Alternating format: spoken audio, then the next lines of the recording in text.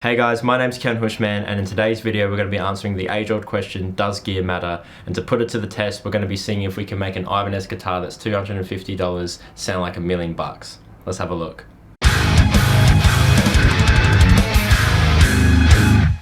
So if you've watched my channel before, you probably already know that my taste in guitars is quite expensive.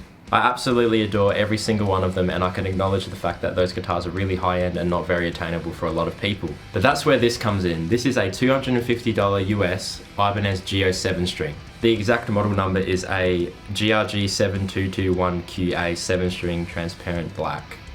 Typical Ibanez with their really long names. I got this from Derringer's Music. I know this says 529, but that's AUD.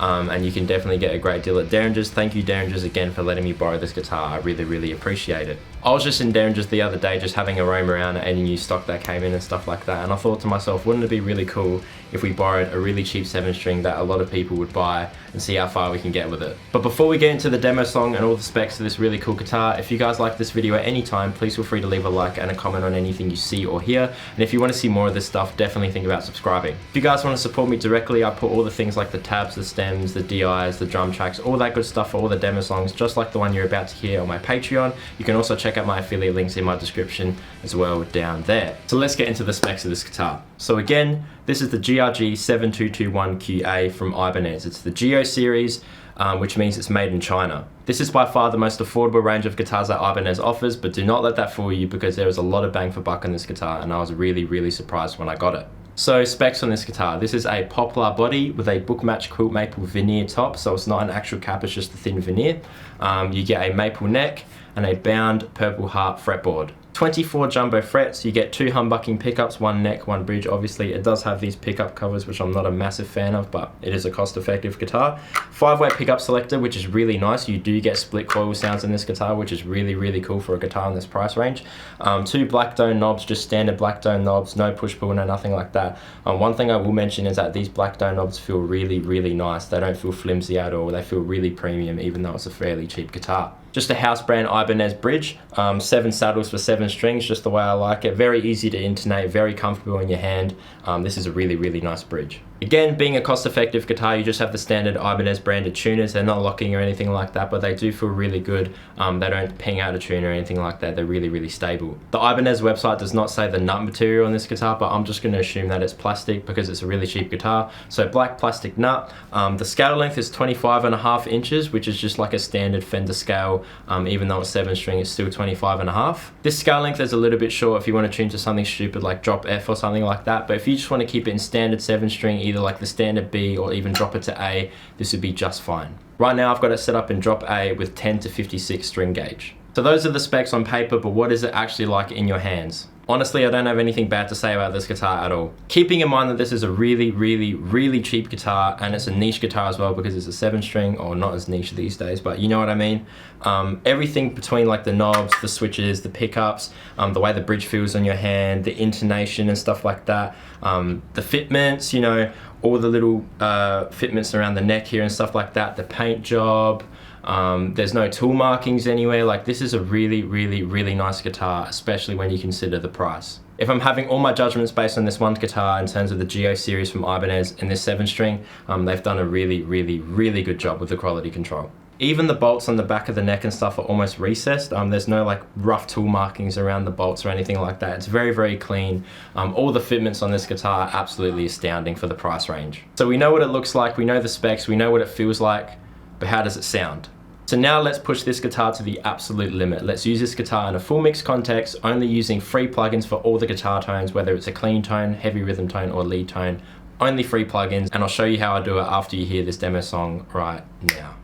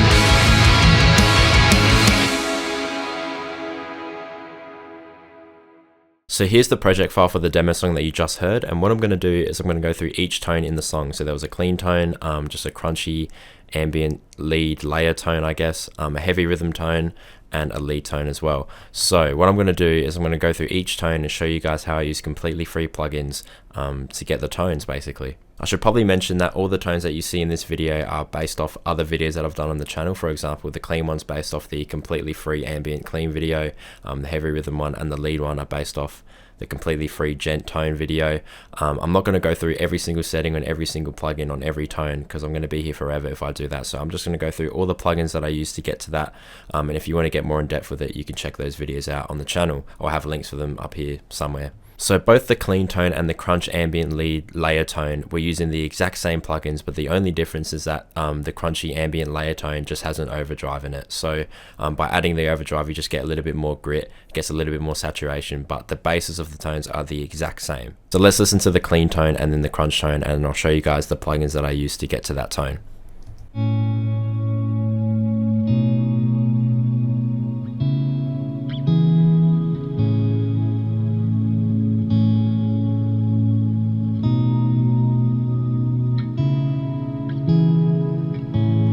And then the crunch ambient lead layer tone, as you can see I have a little bit of automation here, so it kind of just peaks around here in volume, slowly fades up and then just remains at a consistent level.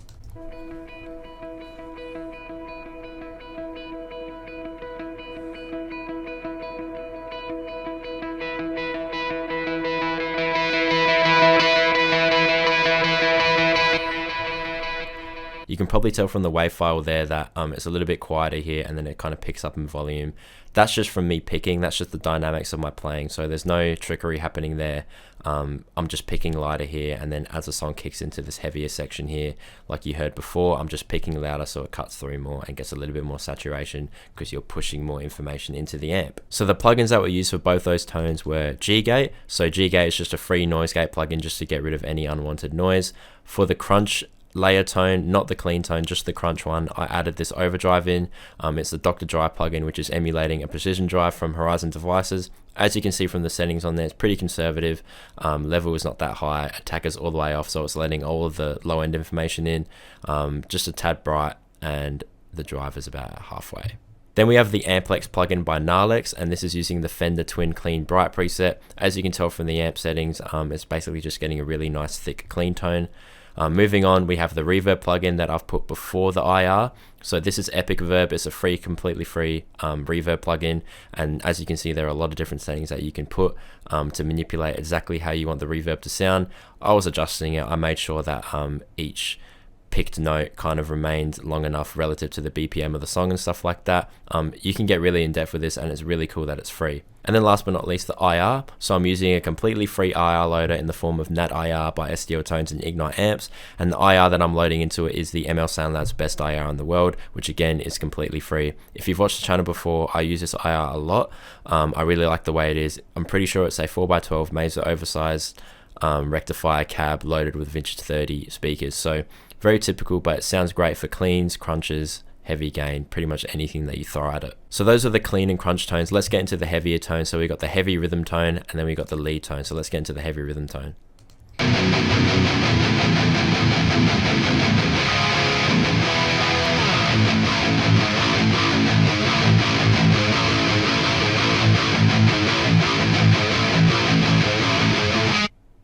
And then the lead tone.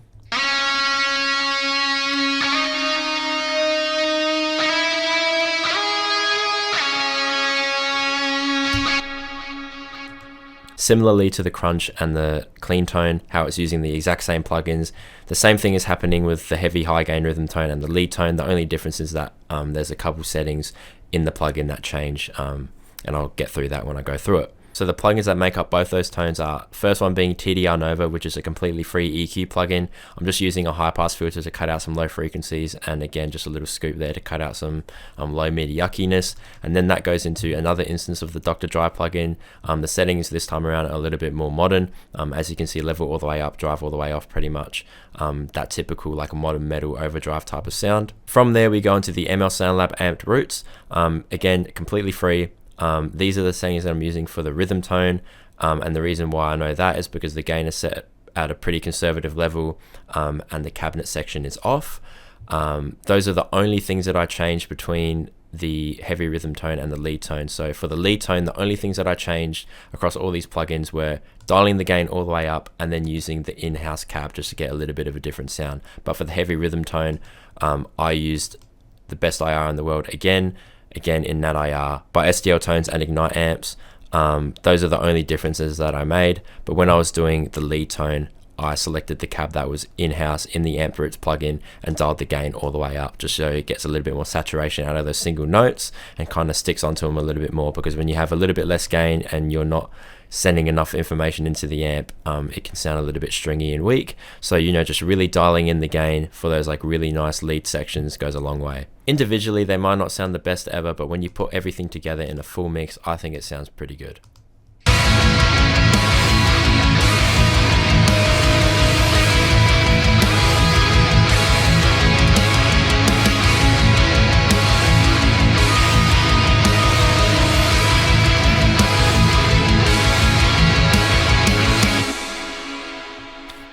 And there you have it. That's how I use completely free plugins across 4 different tones with a $450 AUD or $250 USD guitar to make a full demo mix. So there you have it. Does gear matter? Let me know what you think in the comments below. In this context anyway, I think you can get a really great sound out of this guitar if you know what you're doing.